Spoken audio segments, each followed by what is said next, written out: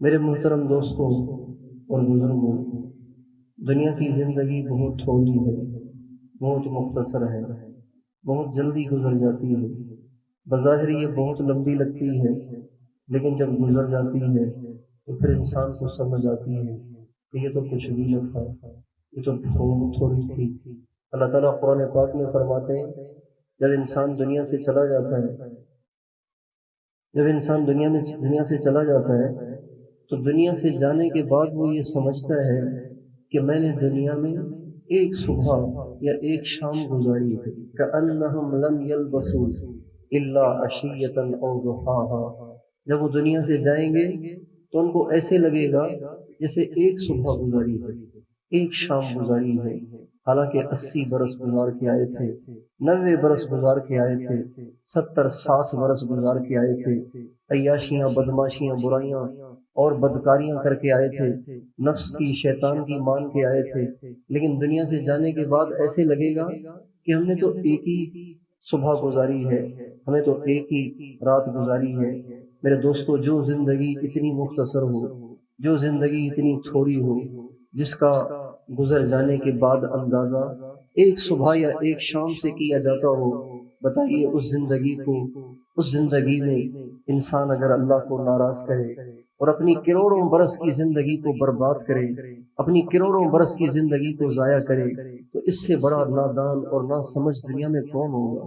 اس سے زیادہ کم عقل دنیا میں کون ہوگا جو چند گھنٹوں کی زندگی کو بنانے کے لیے، چند گھنٹوں کی لذت، چند گھنٹوں کی عیاشی، چند گھنٹوں کی مستی کے لیے کروڑوں برس کی زندگی برباد کر دے، کروڑوں برس کی زندگی کا عذاب مول لے لے اور وہاں کی سزائیں مول لے لے؟ یہ بڑا نادان اور ناسمجھ ہے۔ ہمارے نبی کا ارشاد ہے، کل قیامت کے دن جب حساب کتاب ہوگا تو حساب کتاب کے دوران ایک ایسے شخص کو لایا جائے گا جس نے دنیا میں سب سے زیادہ مزے کیے ہوں گے، سب سے زیادہ سہولتوں والی زندگی گزاری ہوگی، سب سے زیادہ عیاشیوں والی زندگی گزاری ہوگی۔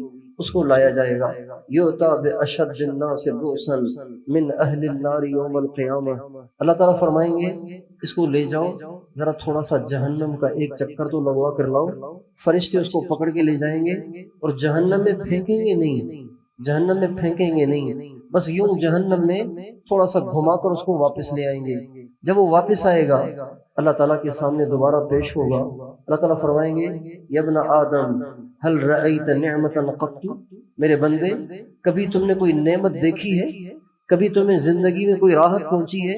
وہ کہے گا، واللہ یا رب ما مرت بی نعمت قط، اے میرے رب تیرے نام کی قسم میں نے کبھی زندگی میں کوئی راحت دیکھی نہیں۔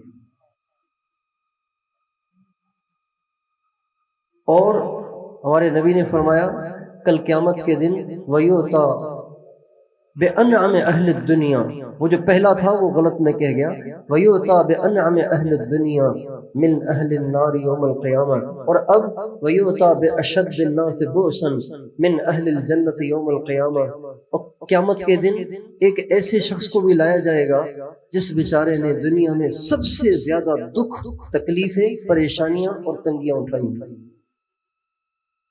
اگر دنیا کے انسانوں کے دکھ جمع کیے جائیں، انبیاء کے علاوہ دنیا کے انسانوں کے دکھ جمع کیے جائیں تو وہ پہلے نمبر پہ آئے گا جس کو قیامت کے دن لایا جائے گا۔ اتنے دکھ دیکھے ہوں گے کہ خرب ہا خرب انسانوں میں دکھوں میں ایک نمبر آئے گا، اس کو قیامت کے دن لایا جائے گا۔ اللہ تعالیٰ فرمائیں گے، فَيُصْبَغُ صَبْغَةً فِي الْجَنَّةِ، جاؤ اس کو ایک جھلک جنت کی دکھا کے آؤ۔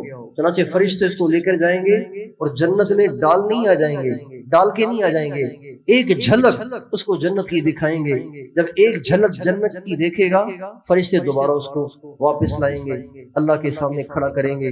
اللہ تعالیٰ فرمائیں گے، یا ابن آدم هل رأیت شدۃ قط هل مر بک بؤس قط، میرے بندے کبھی تو نے کوئی تکلیف دیکھی ہے؟ کبھی تیرے قریب سے کوئی پریشانی گزری ہے؟ وہ کہے گا، اے اللہ تیرے نام کی قسم پریشانی تو کیا، پریشانی کو میں نے کبھی دیکھا ہی نہیں۔ حالانکہ یہ وہ شخص ہوگا جس نے دنیا میں ایک نمبر دکھ برداشت کی ہوں گے، دنیا کے سارے انسانوں کے دکھ کم ہوں گے، اس اکیلے کے دکھ زیادہ ہوں گے، لیکن پھر بھی جنت کی ایک جھلک دیکھ کر وہ بھول جائے گا۔ بتائیے وہ کتنا نادان ہے، وہ کتنا نا سمجھ ہے کہ جو چند روزہ زندگی کی مستیاں کر کے، چند روزہ زندگی میں اللہ کو ناراض کر کے جنت کو ضائع کر رہا ہے، اپنے آپ کو جنت سے محروم کر رہا ہے، جنت کی نعمتوں سے محروم ہو رہا ہے، اور چند دن کی تنگیوں سے ڈر کر ہمیشہ ہمیشہ جہنم کی آگ مول لے رہا ہے۔ اور وہ کتنا خوش قسمت ہے جو یہاں کی تھوڑی سی تنگیاں، تھوڑی سی تکلیفیں، تھوڑے سے تانے، تھوڑی سی لوگوں کی باتیں برداشت کر رہا ہے اور دین پہ جمع ہوا ہے، نبی کی سنت پہ جمع ہوا ہے، اللہ کے حکم پہ جمع ہوا ہے، اور ہمیشہ ہمیشہ جنت کے مزے میں ہے۔ میرے دوستو دنیا تھوڑی ہے، زیادہ نہیں ہے، یہ دکھائی بہت بڑی دیتی ہے لیکن حقیقت میں ایسے نہیں ہے۔ آپ اگر تنکے کو ایک چھوٹا سا تنکا اس کو بالکل آنکھ کے سامنے لائیں نا، آنکھ کے سامنے لائیں تو بہت بڑا لگتا ہے، لیکن اس کو تھوڑا دور کر دیں تو پھر زیادہ بڑا نہیں ہے، تھوڑا سا ہے، چھوٹا سا ہے، مختصر سا ہے، پھونک سے بھی اڑ جائے گا، اتنا مختصر ہے میرے دوست۔ اور پھر اور یہ جو پہاڑ ہے، اتنا بڑا پہاڑ ہے، یہ ذرا دور ہے تو دور سے بھی اتنا سا نظر آتا ہے، اتنا سا نظر آتا ہے۔ اتنا بڑا سورج زمین سے 16 لاکھ گنا بڑا ہے، زمین سے 16 لاکھ یا 13 لاکھ گنا بڑا ہے، لیکن اتنی گیند جیسا، اتنا سا گیند جیسا نظر آتا ہے، اس لیے کہ دور ہے۔ آخرت چونکہ نظروں سے اوجھل ہے اس لیے اس سے غفلت ہے، جنت چونکہ آنکھوں کے سامنے ہے، کرنٹ ہے، نقد ہے، موجود ہے، اس لیے ہم سب کے سب دنیا میں مگن ہو جاتے ہیں، دنیا کے مست ہو جاتے ہیں، دنیا کے دیوانے ہو جاتے ہیں، دنیا کے عاشق ہو جاتے ہیں، اور وہ جو ہمیشہ ہمیشہ کی جنت ہے چونکہ وہ آنکھوں سے اوجھل ہے اس لیے اس کو بھول جاتے ہیں۔ اس لیے مومن کو یہ زیب نہیں دیتا کہ وہ اس چھوٹی سی زندگی میں رہ کر اپنی آخرت کو خراب کرے، اللہ کو ناراض کرے، یہاں کی تھوڑی سی لذتیں اور خواہشات کو پورا کر کے جہنم کی آگ کو مول لے۔ مومن کو یہ زیب نہیں دیتا، یہ تو کافر کو کرنا چاہیے، کیونکہ ہمارے نبی نے فرمایا، حضرت سلمان فارسی سے آپ نے فرمایا، یا سلمان ان الدنیا سجن المؤمن و جنت الکافر۔ سلمان یہ جو دنیا ہے نا، یہ جو دنیا ہے مسلمان کے لیے قید خانہ ہے، یہ مسلمان کے لیے جیل ہے یہ، اور کافر کے لیے جنت ہے، جو چاہے کرے۔ جنت میں انسان آزاد ہوگا نا، کوئی پابندی نہیں ہوگی، کوئی روک ٹوک نہیں ہوگی، جو چاہے کھائے، جو چاہے پیے، جو چاہے کہے، جو چاہے کرے، کوئی پابندی نہیں۔ کافر بھی دنیا میں ایسے ہی ہے، جو چاہے کھائے۔ قل تمتع بکفرک قلیلا انک من اصحاب النار، اے میرے نبی ان سے کہو کر لو جتنے مزے چاہو کر لو، انجام تمہارا جہنم کی آگ۔ قل تمتع بکفرک قلیلا انک من اصحاب النار، اے میرے نبی ان سے کہو جتنے مزے کرنے ہو کر لو۔ اس کو کیوں چھیڑ رہے ہیں؟ ان سے کہو جتنے مزے کرنے کر لو، تمہارا انجام جہنم کی آگ ہے۔ آپ سے پوچھتا ہوں، ایک آدمی ایسا ہے بچپن ہی سے اس نے صحت کی زندگی گزاری، پیسے کی زندگی گزاری، بچپن سے وہ پراڈوں میں گھوما ہے، بچپن سے وہ پجاروں میں گھوما ہے، بچپن سے وہ لینڈ کروزر میں گھوما ہے، اس کا گھر بہت عالی شان، اس کا بنگلہ بہت بڑا، اس کے گھر میں سہولتیں ساری موجود ہیں، بچپن ہی سے اس نے یہ سہولتیں دیکھی ہیں، اور ساری زندگی کبھی کوئی بیماری نہیں آئی، کبھی کوئی دکھ نہیں پہنچا، کبھی کوئی نقصان نہیں ہوا، کبھی کوئی پریشانی نہیں آئی، کبھی کوئی ٹینشن نہیں آئی، لیکن مرتے ہی دوزخ میں چلا گیا۔ اور ایک ایسا شخص ہے جو بیچارہ جب پیدا ہوا تو بچپن میں ہی باپ مر گیا، اور پھر تھا بھی غریب، کوئی وراثت بھی چھوڑ کے نہیں مرا، کوئی جائیداد بھی چھوڑ کے نہیں مرا، کرائے کے مکان میں رہتا تھا، اور بچہ ابھی دودھ پی رہا ہے اور وہ مر گیا، اب کرائے کے لیے بھی پیسے نہیں ہیں، اب ماں بیچاری بھیک مانگ رہی ہے اور وہ خود بھی بھیک مانگ رہا ہے، کبھی ماں نے کسی گھر کے برتن دھو لیے، کبھی کسی کے کپڑے دھو لیے، کبھی کسی کے گھر کی مزدوری کر لی، اس طرح اس کی ماں نے روٹیاں کمائیں اور اپنے بچے کو کھلائیں، یوں کرتے کرتے وہ بڑا ہوا، پھر بڑے ہو کر بھی وہ کوئی افسر نہیں بنا، سارا ہی دن سڑکوں پہ مزدوریاں کرتا رہا، دھوپ میں مزدوریاں کرتا رہا، پھر بیماریاں بھی بہت ساری اس کو لگ گئیں، یوں دکھوں کی زندگی گزارتے گزارتے گزارتے گزارتے وہ مر گیا، لیکن مرتے ہی جنت میں چلا گیا۔ بتائیے ان دونوں میں سے کون سا کامیاب ہے؟ دوسرے والا کامیاب۔ اس لیے اس لیے کہ اس کے دکھ تو اب ختم ہو گئے، اس کے دکھ اب شروع ہوئے، اس کے دکھ ختم ہو گئے، اس کے دکھ شروع ہو گئے، اور ایسے شروع ہوئے کہ جو ختم ہی نہیں ہوگی۔ اس لیے میرے دوستو، سمجھداری کی بات یہ ہے کہ ہم اس دنیا میں رہتے ہوئے اس تھوڑی سی زندگی میں اپنے اللہ کو راضی کر لیں، اپنی آخرت کو سنوار لیں، اپنے آپ کو جنت کا حقدار بنا دیں، ایسے اعمال کر کے مرے کہ مرتے ہی اللہ کی طرف سے ہمارا استقبال ہو۔ حضرت عبداللہ ابن عباس رضی اللہ عنہما کا انتقال ہوا، جب ان کے جنازے کو قبر پہ لا کے رکھا گیا تو آسمان سے ایک پرچی اڑ کر ان کے جنازے پہ آ کر گری، اور اس پرچی پہ لکھا ہوا تھا یا ایتھا النفس، نہیں، جب ان کے جنازے کو لا کے قبر پہ رکھا گیا تو آسمان سے ایک آواز آئی، اس کو سارے حاضرین نے سنا، یا ایتھا النفس المطمئنہ ارجعی الی ربک راضیۃ مرضیہ فادخلی فی عبادی وادخلی جنتی۔ یہ آواز سارے حاضرین نے سنی، اے مطمئن جان، اب تو جنت میں چلی جا، اب تو ہمیشہ کے لیے اپنے رب کے پاس آ جا، اس حال میں آ کہ اللہ بھی تجھ سے راضی ہے، تو بھی اللہ سے راضی ہے۔ کتنی اچھی موت ہوئی۔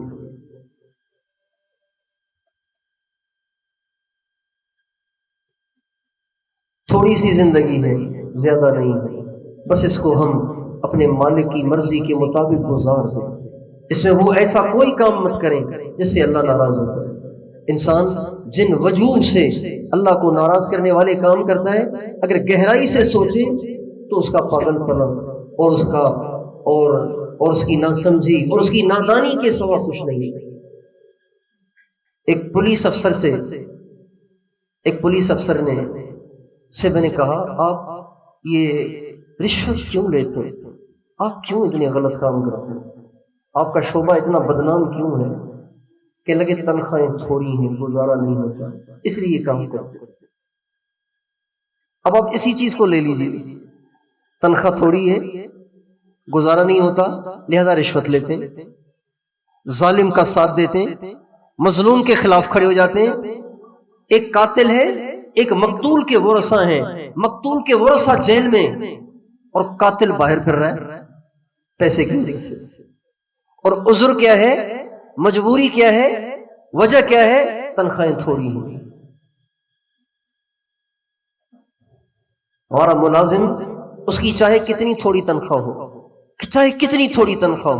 چاہے سب سے زیادہ ملازمین میں سب سے کم تنخواہ اس کی ہوگی، لیکن اتنی تھوڑی تو کسی کی نہیں ہوگی کہ اس کے گھر میں چولہا جلے، اس کے گھر میں دال بھی نہ پکے، اس کے گھر میں روٹی بھی نہ پکے، اس کے گھر میں چائے بھی نہ پکے۔ اتنی تھوڑی تنخواہ والا دنیا میں کوئی ملازم نہیں ہے۔ نبی کریم صلی اللہ علیہ وسلم جو سارے نبیوں کے امام ہیں، سارے نبیوں کے سردار ہیں، ہم سب کی آنکھوں کے تارے ہیں، ہماری جانیں، ہماری بیویوں کی جانیں، ہمارے ماں باپ کی جانیں، ہمارے بچوں کی جانیں، ساری کائنات کو ان کی جان پہ قربان کر دیا جائے، وہ اس سے بھی زیادہ قیمتی ہیں، لیکن ہمارے نبی کے گھر میں کتنے دن چولہا ہی نہیں جلتا۔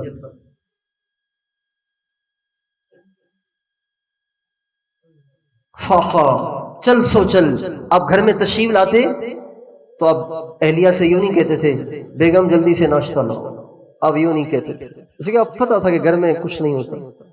بیگم کھانا لاؤ، بیگم ناشتہ لاؤ، بیگم رات کا کھانا لاؤ، آپ یوں نہیں کہتے تھے، آپ گھر میں آ کے پوچھتے تھے کچھ کھانے کو ہے؟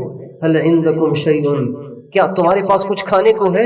گھر والے کہتے نہیں، آپ فرماتے انی اذا لصائم، چلو آج ہمارا روزہ ہی صحیح ہے۔ ایسے نبی کے امتی ہو کر آپ یہ عذر پیش کر رہے ہیں کہ ہماری تنخواہیں تھوڑی ہیں اور ہم حرام کھا رہے ہیں۔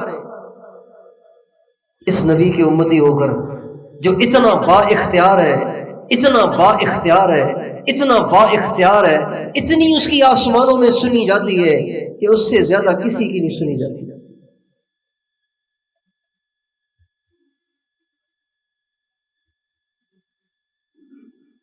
قریش مکہ نے کہا اگر آپ نبی ہیں کوئی نشانی تو دکھائیں۔ اس وقت پہاڑی پہ کھڑے ہوئے اور اگر دکھاتا ہوں، آپ کا اشارہ تھا کہ چاند دو ٹکڑے ہو کر ایک ٹکڑا ادھر چلا گیا، ایک ٹکڑا ادھر چلا گیا۔ اب اختیارات تو دیکھیں کیسے. غزوہ تبوک سے واپس تشریف لا رہے ہیں، آپ نے چند صحابہ سے فرمایا راستے میں ایک چشمہ نظر آیا تھا مگر اس میں پانی تھوڑا تھوڑا آ رہا تھا، تم جلدی سے جاؤ، ہمارے جانور بھی زیادہ ہیں، 30,000 آدمی ہیں، ان کو پانی کی ضرورت ہے، راستہ بہت لمبا ہے، گرمی کا موسم ہے، تم ہم سے پہلے چلے جاؤ جا کے پانی جمع کر لو. وہ بیچارے گئے تو صحیح لیکن قطرے قطرے کتنے جمع ہوتے، ادھر 30,000 آدمی ہیں اور ان کے اونٹ اور جانور ہیں، گدھے گھوڑے اور جانور، اونٹنیاں ہیں، اتنے سارے جانور جو پانی پیئیں گے کتنے ٹنوں پانی چاہیے. تھوڑا سا پانی جمع ہوا، آپ علیہ السلام کے سامنے وہ چھوٹا سا برتن پانی سے بھرا ہوا پیش کیا گیا. آپ علیہ السلام نے اپنے مبارک ہاتھ کو اس میں ڈالا. صحابہ کہتے ہیں ہم نے انگلیوں کے بیچ میں سے فوارے چھوٹتے ہوئے دیکھے. اتنا پانی نکلا، اتنا پانی نکلا، اتنا پانی نکلا کہ 30,000 انسانوں نے پیا، ان کے اونٹوں نے پیا، ان کے گدھوں نے پیا، ان کے خچروں نے پیا، ان کے گھوڑوں نے پیا اور مشکیزوں نے بھی بھر لیا. جو اتنا با اختیار ہے کیا وہ اپنی لخت جگر فاطمہ کے لیے 2 روٹیاں آسمان سے نہیں اتروا سکتا تھا؟ کیا اپنے بھوک سے نٹھال نواسوں کے لیے اللہ سے کوئی گوشت نہیں لے سکتا تھا، سبزی نہیں لے سکتا تھا؟ کیا وہ اللہ سے روٹی نہیں وصول کر سکتا تھا؟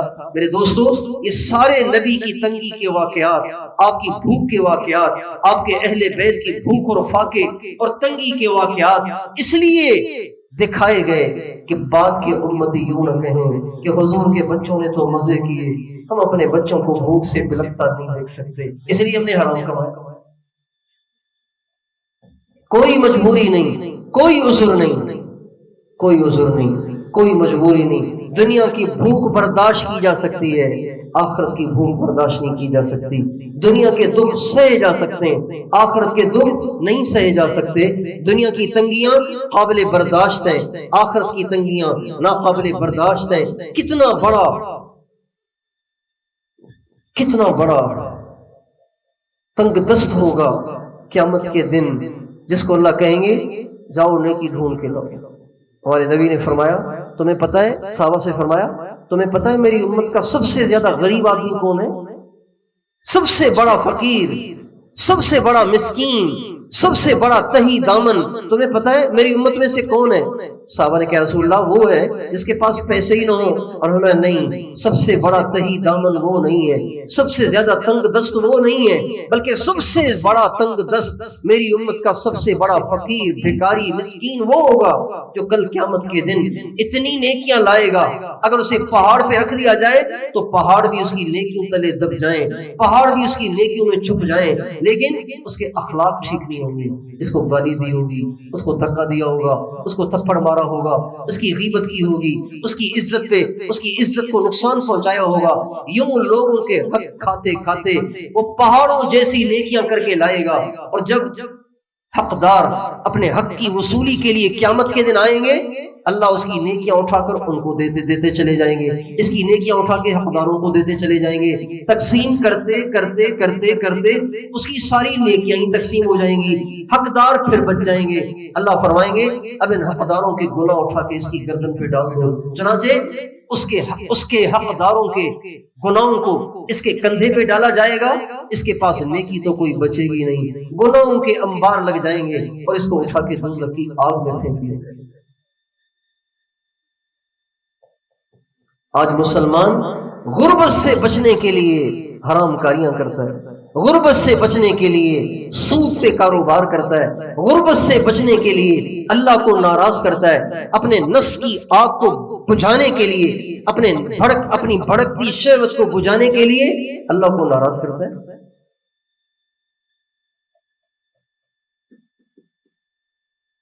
لیکن اگر یہ مسلمان اس فاقے پر صبر کر لے، اس تنگی پر صبر کر لے، اس بڑھتی شہوت پر صبر کر لے، اللہ کو ناراض نہ کرے، تو اللہ تعالیٰ فرماتے ہیں کہ تیرے خواہشات کو برداشت کرنے کا بدلہ میرے پاس جنت ہے اور تجھے ابھی سے اس کی خوشخبری دیتا ہوں. اللہ تعالیٰ فرماتے ہیں اما من خاف مقام ربه ونهى النفس عن الهوى اما من خاف مقام ربه ونهى النفس عن الهوى فإن الجنة هي المأوى. جو اپنے نفس کی خواہشات کو روکتا ہے اللہ سے ڈر کر، اللہ کہتے ہیں ابھی سے سن لو جنت اس کا ٹھکانہ ہے. اور جنت کیا ہے؟ جنت کیا ہے؟ کسی وڈیرے کا بنگلہ نہیں ہے، کسی زمیندار کی کوٹھی نہیں ہے. جنت کیا ہے؟ اوفو، جنت ایسی ہے، جنت ایسی ہے، جنت ایسی ہے کہ کچھ نہ پوچھو. اس میں وہ کچھ رکھا ہے. اللہ تعالیٰ فرماتے ہیں فلا تعلم نفس ما اخفی لهم من قرة اعین جزاء بما كانوا يعملون. جو بندے مجھے دنیا میں راضی کرتے ہیں ان کے لیے میں نے وہ نعمتیں تیار کر رکھی ہیں، ان کی آنکھوں کی ٹھنڈک کے لیے، ان کی راحت اور ان کی لذت کے لیے کہ کوئی جان ہی نہیں سکتا. حدیث قدسی میں اللہ فرماتے ہیں اعددت لعبادی الصالحین ما لا عین رأت ولا اذن سمعت ولا خطر علی قلب بشر. جو بندے نیک بن کر زندگی گزار دیتے ہیں، اپنے آپ کو برائی سے بچاتے ہیں، اپنے آپ کو بدکاری سے بچاتے ہیں، ان کے لیے ایسی نعمتیں تیار کی ہیں کسی آنکھ نے نہیں دیکھی، کسی کان نے نہیں سنی، کسی دل پہ اس کا خیال بھی نہیں گزرا. ہمارے نبی کا ارشاد ہے جب جنت والے جنت میں داخل ہوں گے نا، جنت میں داخل ہوں گے تو سب سے پہلا اعلان ان جنت والوں کے لیے پتہ کیا ہوگا؟ ان لکم ان تشبوا فلا تحرموا ابدا. اے جنت والو، چونکہ انسان دنیا میں پہلے سے دنیا کو دیکھ کے آیا ہے، اور دنیا کو دیکھ کر بہت ساری باتیں ایسی ہوتی ہیں جو تجربے سے سمجھ میں آتی ہیں، دھکے کھانے سے سمجھ میں آتی ہیں، ٹھوکریں کھانے سے سمجھ میں آتی ہیں. میں بچپن میں موٹر سائیکل چلانے کا شوقین تھا، بہت چلاتا تھا موٹر سائیکل. ایک دفعہ میرا ایکسیڈنٹ ہوا، یہ بازو سارے ٹوٹ گئے. تو ایسا مجھے اس دھکے سے سبق ملا کہ اب خود بھی موٹر سائیکل چلانا چھوڑ دی، اوروں کو بھی روکتا پھرتا ہوں. انسان بہت ساری باتیں حادثات سے سیکھتا ہے، حالات سے سیکھتا ہے، وہاں سے گزر کر دھکے کھا کر ٹھوکریں کھا کر سیکھتا ہے. اب جب جنت میں جو جانے والے ہوں گے انہوں نے دنیا کے دھکے دیکھ لیے ہوں گے.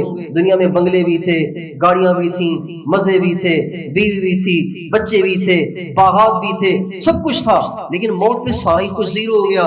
تو جنت والے جب جنت میں جائیں گے تو شاید ان کے دل میں یہ کھٹکا گزر رہا ہوگا کہ جنت ہے تو بڑی زبردست، لیکن اگر یہاں سے بھی نکال دیا گیا تو پھر کیا ہوگا؟ دنیا میں بہت ساری چیزیں تھیں، لیکن جب بڑھاپا آ گیا تو سب کچھ کے ہوتے ہوئے بھی ہم کچھ نہ کر سکتے تھے. اور دنیا میں جب ہمیں موت کا مزہ چکھایا گیا تو سب کچھ کے ہوتے ہوئے ہم آ کے مٹی میں سو گئے. چنانچہ جب جنت والے جنت میں جائیں گے تو سب سے پہلا اعلان ان کو یہ سنایا جائے گا ان لکم ان تشبوا فلا تحرموا ابدا. اے جنت والو، ہمیشہ جوان رہو گے، کبھی بوڑھاپا نہیں آئے گا. وَإِنَّ لَكُمْ أَن تَنْعَمُوا فَلَا تَبْأَسُوا أَبَدًا. اب ہمیشہ خوش رہو گے، دکھ دنیا میں رہ گئے، یہاں دکھ کا نام و نشان بھی نہیں. وَإِنَّ لَكُمْ أَن تَصِحُّوا فَلَا تَسْقَمُوا أَبَدًا. اب تم ہمیشہ تندرست رہو گے، کبھی تم پہ بیماری نہیں آئے گی. اور ہمارے نبی کا ارشاد ہے جب انسان جنت میں جائے گا، جب مسلمان جنت میں جائے گا تو جنت میں جاتے ہی سب سے پہلے اس کی بیوی جو دنیا میں نیک تھی، اللہ کو راضی کرنے والی تھی، اللہ کے حکم پہ چلنے والی تھی، اپنے آپ کو برائی سے بچانے والی تھی، پاک دامن اور پاک باز تھی، نمازوں کی پابندی کرنے والی تھی، صدقہ خیرات کی پابندی کرنے والی تھی. وہ جو اس کی بیوی ہوگی نا دنیا میں، اللہ تعالیٰ اس کو جنت کی حور سے 70,000 گنا زیادہ حسین کرے گا اور مرد سے 500 سال پہلے جنت میں لے جائے گا. جب مرد جنت میں جائے گا تو اس کی بیوی سب سے پہلے اس کا استقبال کرے گی. جنت کی حوریں استقبال کریں گی، فرشتے استقبال کریں گے. متکئین علی رفرف خضر وعبقری حسان متکئین علی سرر بطائنها من استبرق. ٹیک لگائے ہوئے تختوں پہ بیٹھے ہوئے مزے سے جام پہ جام پی رہے ہوں گے، فرشتے ادھر ادھر پھر رہے ہوں گے، اور دنیا کی بیویاں ساتھ ہوں گی، بچے ساتھ ہوں گے، دوست یار ساتھ ہوں گے. جب جی کرے گا کسی نبی کی زیارت کو، نبی کی زیارت کرائیں گے. آدم علیہ السلام کی زیارت کا شوق پیدا ہوگا، ان کو دیکھ آئیں گے. نوح علیہ السلام کے دیدار کا شوق پیدا ہوگا، ان کو دیکھ آئیں گے.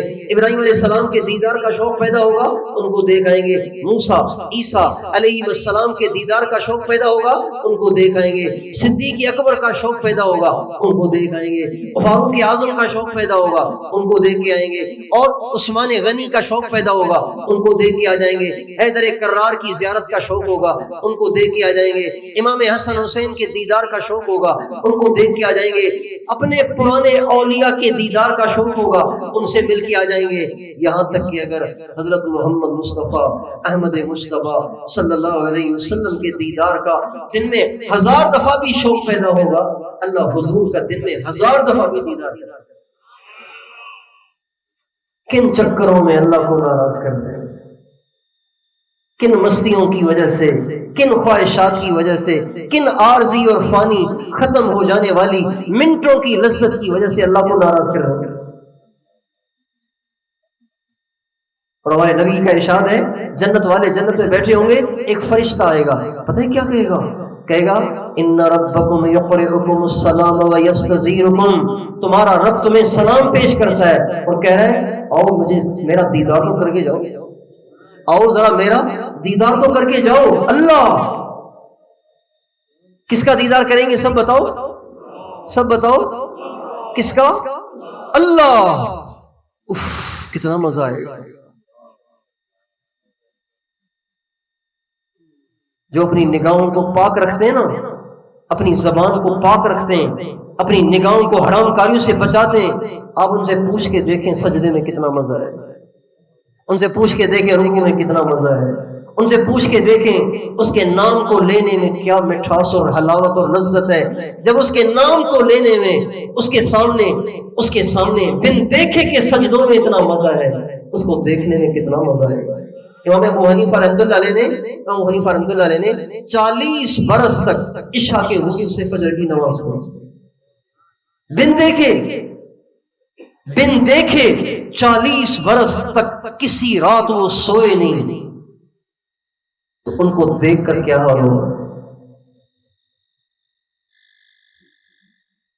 حضرت اویس قرنی رحمۃ اللہ علیہ روزانہ کا ان کا معمول تھا، عشاء کی نماز پڑھ کے کہتے آج تو قیام کرنے کو دل کر رہا ہے، قیام کرنے کو دل کر رہا ہے، یہ کہہ کے اللہ اکبر کہہ کے کھڑے ہو جاتے، فجر کی اذان تک قیام ہی چلتا رہتا، اور پھر مختصر نماز پڑھ کر سلام پھیر لیتے، کبھی کہتے آج تو رکوع کرنے کو دل کر رہا ہے، عشاء کے بعد مختصر قیام، اس کے بعد رکوع میں چلے جاتے، اور تسبیح پہ تسبیح، تسبیح پہ تسبیح، یہاں تک کہ فجر کی اذان ہو جاتی، کبھی کہتے آج تو سجدے کو دل کر رہا ہے، چنانچہ عشاء کے بعد مختصر قیام، مختصر رکوع، اور اس کے بعد سجدے میں چلے جاتے، اتنا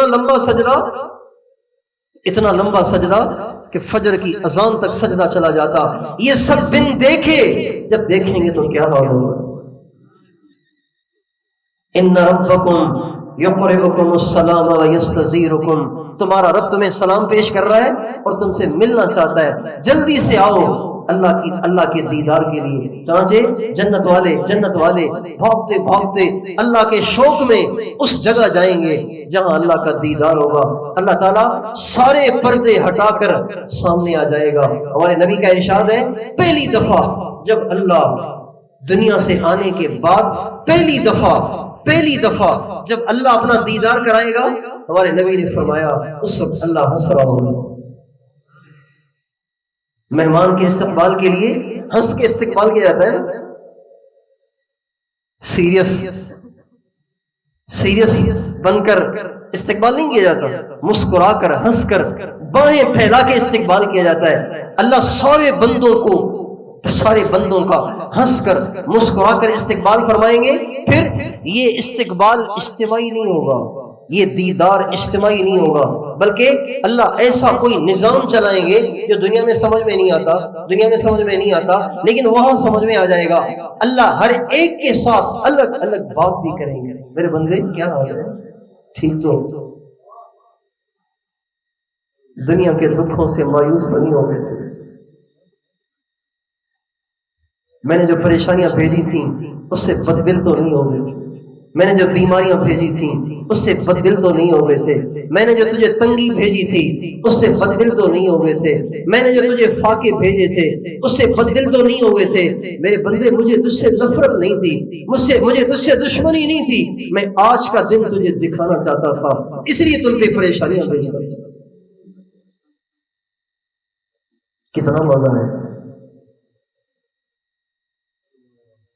جو اللہ کو ناراض کر رہا ہے، جو نافرمانی کی زندگی گزار رہا ہے، وہ ان نعمتوں سے اپنے آپ کو خود محروم کر رہا ہے۔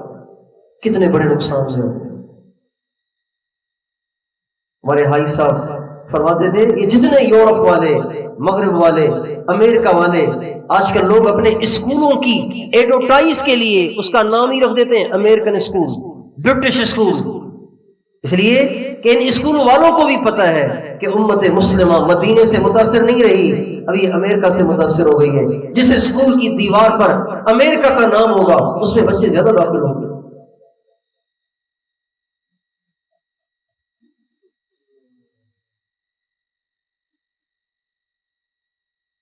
British school, Oxford school, Oxford university, Oxford college, اس میں بچے زیادہ جائیں گے۔ اور اگر کسی اسکول کے اوپر لکھیں گے المدینہ اسکول تو کہیں کسی ملا کا ہوگا، کسی مولوی کا ہوگا، کسی حافظ صاحب نے کھولا ہوگا۔ اس لیے کہ دنیا سمجھ گئی ہے کہ امت مسلمہ کبھی تھی مدینے والے کے ساتھ، کبھی تھی نبی پاک کے ساتھ، اب اندر شاید ہو لیکن بظاہر ان کے کرتوت ایسے نہیں ہیں کہ وہ لگے کہ یہ حضرت محمد مصطفیٰ صلی اللہ علیہ وسلم کے ساتھ آج بھی کھڑے ہوئے، آج بھی ان کا ووٹ محمد مصطفیٰ کو ہے، امریکہ کو نہیں، یہ نہیں لگ رہا۔ ابھی نوجوان نسلی کو دیکھ لیجیے، آپ بازار میں چلے جائیں، شاپنگ کرنے والی عورتیں آپ کو زیادہ نظر آئیں گی، مرد تھوڑے نظر آئیں گے۔ باہر تو ایسے ہی ہے، اب تو سندھ میں بھی شروع ہو گیا، آپ حیدرآباد چلے جائیں، کراچی چلے جائیں، بڑے بڑے شہروں میں چلے جائیں، پتہ نہیں یہاں کا کیا حال ہے، بھوگی جا رہی ہیں عورتیں، شاپنگ کرنے جا رہی ہیں عورتیں، سندھ میں اب شاپنگ کرنے جا رہی ہیں۔ ہمارے نبی نے جب اپنی لخت جگر حضرت علی سے ان کی شادی کرائی تو آپ نے دونوں کو بٹھا کے فرمایا میرا فیصلہ یہ ہے کہ باہر کے کام علی کرے گا، اندر کے کام فاطمہ کرے گا۔ آج کا مسلمان، آج کی عورت، آج کا مرد نبی پاک علیہ السلام کے فیصلے پہ راضی نہیں ہے، اس لیے عورتیں گلے میں پرس لٹکائے بھاگی پھرتی ہیں۔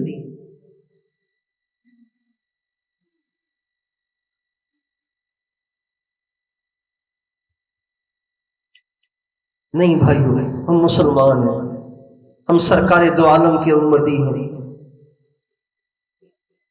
ہمارا رہن سہن وہ نہیں ہونا چاہیے جو دنیا کا ہے، ہمارا رہن سہن وہ نہیں ہونا چاہیے جو آج کل کا اسٹائل ہے، ہمارا رہن سہن وہی ہونا چاہیے جو سرکار دو عالم کا تھا۔ ہماری زندگی وہی ہونی چاہیے جو سرکار دو عالم کی دی۔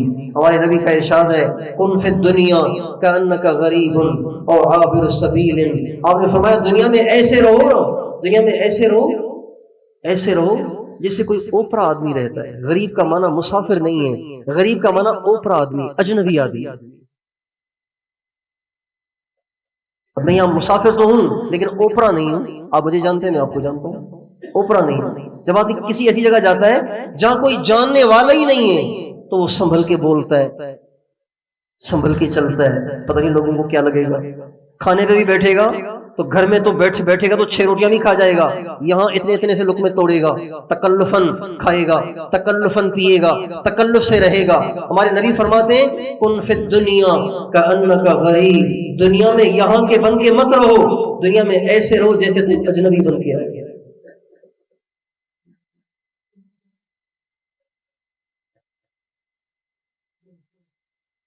بہت تھوڑی ہے یہ، آگے بہت بڑی ہے، بہت بڑی ہے، بہت بڑی ہے، اتنی بڑی ہے کہ اس کا کسی کیلکولیٹر سے بھی اندازہ نہیں ہو سکتا، کسی کمپیوٹر سے بھی اندازہ نہیں ہو سکتا، ہو ہی نہیں سکتا، چونکہ وہ ہمیشہ کی زندگی ہے۔ اس کو بنانے کے لیے آج موقع ہے کہ آج ہم اپنے اللہ کو راضی کریں، اپنے اللہ کے سامنے جھک جائیں، اپنے اللہ پاک کے سامنے عہد و پیمان کریں کہ اے اللہ بس میں نے اپنے نفس کی مانی، شیطان کی مانی، اور میں تجھے ناراض کر بیٹھا، میں تیری نافرمانیاں کر بیٹھا، اے اللہ آج میں توبہ کرتا ہوں، مجھے معاف کر۔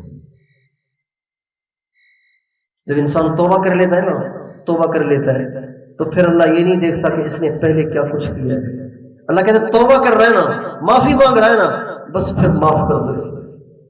یا ابن آدم، اے آدم کے بیٹے، حدیث قدسی ہے، یا ابن حدیث قدسی اسے کہتے ہیں۔ حدیث قدسی وہ حدیث ہے جو ہے تو اللہ کی، الفاظ ہمارے نبی کے ہیں۔ قرآن وہ وحی ہے کہ جو کلام بھی اللہ کا، الفاظ بھی اللہ کے۔ حدیث قدسی وہ وحی ہے جو مفہوم تو اللہ کا، الفاظ ہمارے نبی کے۔ حدیث قدسی میں اللہ فرماتے ہیں یا ابن آدم، او آدم کے بیٹے، اس سے مراد کافر بھی ہے، مسلمان بھی ہے، مرد بھی ہے، عورت بھی ہے، جوان بھی ہے، بوڑھا بھی ہے، چھوٹا گناہ گار بھی ہے، بڑا پاپی اور بڑا بدماش اور بڑا گناہ گار اور مجرم بھی ہے۔ اللہ کہتے ہیں یا ابن آدم، او آدم کے بیٹے، او آدم کی بیٹی، لو بلغت ذنوبک عنان السماء ثم استغفرتنی غفرت لک ولا ابالی۔ میرے بندے، میری بندی، اگر تیری نافرمانیاں، تجھ سے اتنی بھی نافرمانیاں ہو گئی ہیں کہ ان کو اگر جمع کیا جائے تو زمین سے لے کے آسمان تک کا سارا خلا تیرے گناہوں سے بھر جائے، ثم استغفرتنی، پھر تجھے دل میں ندامت ہوئی، تو نے آ کے مجھ سے معافی مانگی، غفرت لک ولا ابالی، میرے بندے، میری بندی، ساری معاف کر دوں گا، مجھے کسی کا ڈر نہیں۔ ایک ایس ایچ او کسی قاتل کو رہا کر دے تو بتائیے بھائی اس کو جج پکڑے گا کہ نہیں پکڑے گا؟ اس کو ایس پی پکڑے گا کہ نہیں پکڑے گا؟ اس کو آئی جی پکڑے گا کہ نہیں پکڑے گا؟ بھائی تم نے قاتل کو رہا کر دیا، عجیب بات ہے، اتنی اس کے خلاف ایف آئی آر کٹی ہوئی ہیں، آپ نے اس کو آزاد کر دیا۔ اللہ کہہ رہے ہیں میں ساری دنیا کے سارے انسانوں کے سارے گناہ معاف کر دوں گا، مجھ سے کوئی پوچھنے والا تھوڑی ہے۔ ولا ابالی، کسی کی پرواہ نہیں، کوئی مجھے پکڑنے والا، پوچھنے والا نہیں ہے۔ اور ایک حدیث میں تو عجیب بات فرمائی، اس سے بھی آگے کی بات، یا ابن آدم لو اتیتنی بقراب الارض خطایا، میرے بندے اگر تیرے گناہ اتنے ہو گئے جتنے ساری دھرتی کی مٹی کے ذرات، اب بتائیں کوئی گنتی کر سکتا ہے؟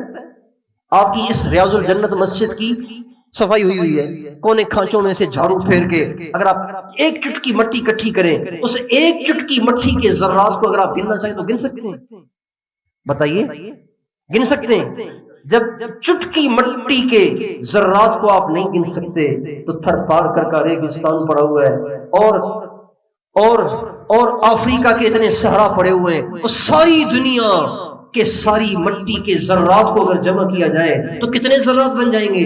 اللہ کہہ رہے ہیں اتنے بھی تو نے اگر گناہ کیے ہیں اور تو مشرک نہیں ہے، تو مجھ سے معافی مانگے گا، تیرے سارے گناہ معاف۔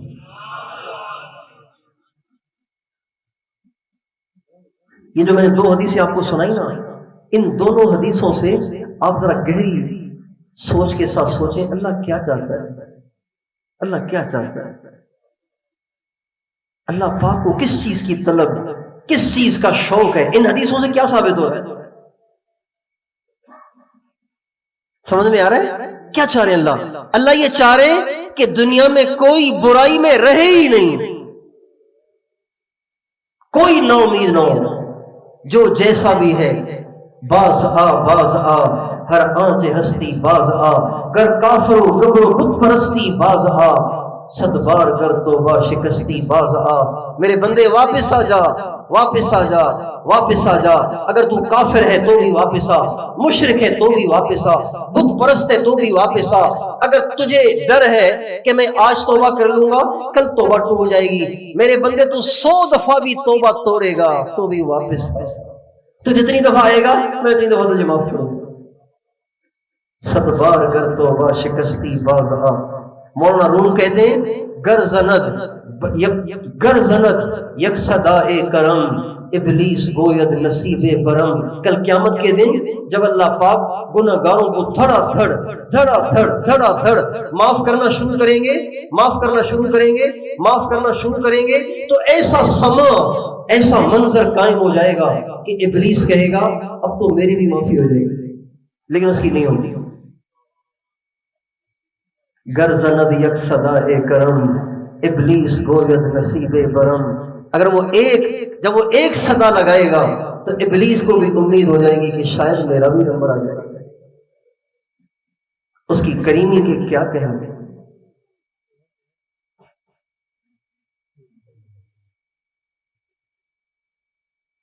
ایک چھوٹی سی حدیث سن لیجیے.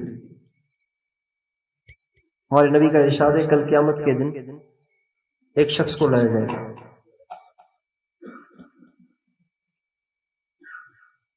ترازو قائم ہوگی، ادھر نیکیاں ڈالی جا رہی ہوں گی، ادھر برائیاں ڈالی جا رہی ہوں گی. جب اس کی نیکیوں اور برائیوں کو ڈالا جائے گا تو بالکل پلڑے یوں برابر ہو جائیں گے، یعنی 1 کلو 1 کلو، 1 پاؤ 1 پاؤ، بالکل برابر سرابر. اللہ کہیں گے تیری نیکیاں تیری برائیاں دونوں برابر ہیں، فیصلہ کیسے ہو؟ جا کے ایک نیکی ڈھونڈ لے جا، نیکی لا تاکہ ایک پلڑے میں ڈال کے اس کو نیچے کیا جائے اور تمہارے لیے جنت کا فیصلہ ہو. ترازو کا مطلب تو یہی ہے. وَنَضَعُ الْمَوَازِينَ الْقِسْطَ لِيَوْمِ الْقِيَامَةِ، قیامت کے دن ہم عدل و انصاف کی ترازو کو قائم کریں گے. نیکیاں بھی تولی جائیں گی، برائیاں بھی تولی جائیں گی.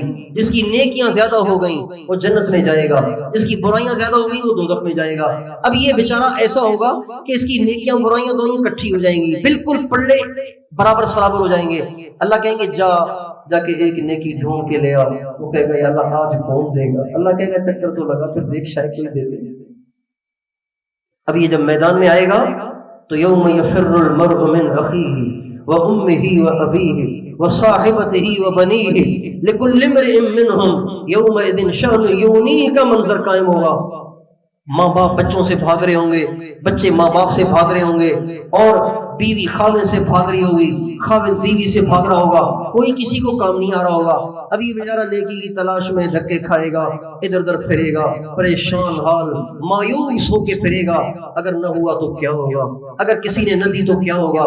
یوں گھومتے گھومتے ایک اور اس کو ٹکرا جائے گا، وہ بھی بالکل اسی کا حال. وہ کہے گا ہاں بھی آپ پریشان لگ رہے ہیں. یہ سارا منظر اللہ خود قائم کرے گا، اللہ خود قائم کرے گا. ان کی ملاقات ہو جائے گی. اتنا بڑا میدان ملاقات ہو، یہ بھی تو ایک مشکل مسئلہ ہے. رائیونڈ کے اسٹور میں کوئی گم ہو جائے تو ملتا ہی نہیں ہے، ڈھونڈ کے آدمی پریشان ہو جاتا ہے. محشر کے میدان میں کوئی مل جائے تو یہ اللہ کے فضل، اس کی مرضی اور اس کے فیصلے اور اس کی کریمی کے بغیر نہیں ہو سکتا. چنانچہ یہ اس کو مل جائے گا. کہے گا آپ اداس لگ رہے ہیں، کیا آپ بھی تو اداس لگ رہے ہیں؟ کہ میں تو اس لیے اداس ہوں کہ نیکیاں برائیاں برابر ہو گئی ہیں. ایک نیکی اللہ نے کہا ہے کہ ڈھونڈ کے لاؤ تاکہ تجھے جنت دے دوں. اب سوچ رہا ہوں کہ نیکی مجھے کون دے گا؟ پتہ نہیں امی کہاں ہے، ابو کہاں ہے، بھائی کہاں ہے، بہنیں کہاں ہیں، ماموں چچا تایا پتہ نہیں کہاں بھاگ گئے، یہاں تو مجھے کوئی نظر ہی نہیں آ رہا. وہ کہے گا بھائی بات یہ ہے کہ میں جو پریشان ہوں نا، میں اس لیے پریشان ہوں کہ جب میری نیکیوں کو اور برائیوں کو نکالا گیا تو نیکی صرف ایک نکلی ہے، زندگی میں ساری برائیاں ہی نکلی. تو میں نے تو ویسے ہی دوزخ میں جانا ہے، چونکہ ہے ہی ایک نیکی. جب تیرے نیکیوں کے انبار لگے ہوئے تجھے جنت نہیں مل رہی تو مجھے کیسے جنت ملے گی؟ میرے پاس تو ہے ہی ایک نیکی، لہذا یہ تو لے لے، تیرا بھلا ہو جائے، ہماری خیر ہے، ہم نے تو ویسے ہی دوزخ میں جانا ہے. جب یہ نیکی لے کر اللہ کے پاس آئے گا، اللہ تعالیٰ فرمائیں گے کیا ہوا؟ وہ کہے گا نیکی مل گئی. کہاں سے ملی؟ ایک آدمی نے دی. وہ کون ہے؟ جو مجھ سے بڑا سخی بن رہا ہے، جاؤ اس کو لے کر آؤ. جب وہ لے کے آئے گا اللہ کہے گا میرے بندے تو آج مجھ سے بڑا سخی بن رہا ہے، تیرے پاس ایک ہی نیکی تھی، تو نے اس کو دے دی، جا میں اسے بھی معاف کرتا ہوں، تجھے بھی اپنے کرم سے معاف. کیا اس کے کہنے، کیا اس کے کرم کے کہنے، کیا اس کے فضل کے کہنے. ایسے کریم کو بھی موت سے پہلے کوئی نہ منا سکا تو اس سے بڑا کم بخت اور بد نصیب کون ہوگا؟ جس کو منانا اتنا آسان ہو اس کو نہ منا سکا اور اسی حال میں مر گیا تو بتائیے وہ کتنا بڑا کم قسمت. اس لیے بھائیوں، مرنے سے پہلے میں اور آپ ابھی ہمارے پاس مہلت ہے. پتہ نہیں ہم میں سے کوئی گھر پہنچ بھی سکے گا یا اس سے پہلے ہی وہ موت کا پیالہ پی جائے گا. اس سے پہلے یہی ہم سچی توبہ کر لیں، اللہ سے معافی مانگ لیں. خدائے پاک کی قسم سچے دل کے ساتھ اگر یہی بیٹھے آپ نے اللہ پاک سے سچی معافی مانگ لی نا تو خدائے پاک کی قسم اٹھنے سے پہلے اللہ پاک آپ کی زندگی کے سارے گناہوں کو معاف کر دے گا. آپ یہ نہ سوچیں کہ وہ تو بہت بڑا گناہ، وہ اتنا بڑا گناہ، وہ اتنا بڑا گناہ. آپ کا گناہ چاہے کتنا ہی بڑا کیوں نہ ہو، اللہ کی رحمت اس سے زیادہ بڑی. تیار ہیں انشاءاللہ؟ توبہ کرتے ہیں؟ کون کون سچی توبہ کرتا ہے؟ اب اللہ کو راضی کریں گے نا، دنیا کی خواہشات کی وجہ سے اور دنیا کی تنگیوں سے گھبرا کر، دنیا کی غربت سے گھبرا کر، دنیا کی پریشانیوں سے گھبرا کر اللہ کو ناراض تو نہیں کریں گے؟ ناراض تو نہیں کریں گے نا. کون کون ہمیشہ گناہوں سے اپنے آپ کو بچائے گا؟ خود بھی اپنے آپ کو بچائیں اور ان کو بھی سمجھائیں اور ان کی بھی منت سماجت کریں، اپنے گھر میں، اپنے پڑوس میں، اپنے آس پاس میں، آس پاس کے علاقوں میں، دیہاتوں میں، ہر طرف جو مسلمان ملے اس کو سمجھائیں بھائی تھوڑی زندگی ہے، اللہ کو راضی کر لو. مرنے کے بعد مزے کریں گے، دنیا میں تو ہیں ہی ہم مسافر، دنیا میں تو ہیں ہی ہم مسافر. ہر ایک کو یہ بات سمجھانی ہے، سمجھائیں گے انشاءاللہ. اللہ تعالیٰ مجھے اور آپ کو توفیق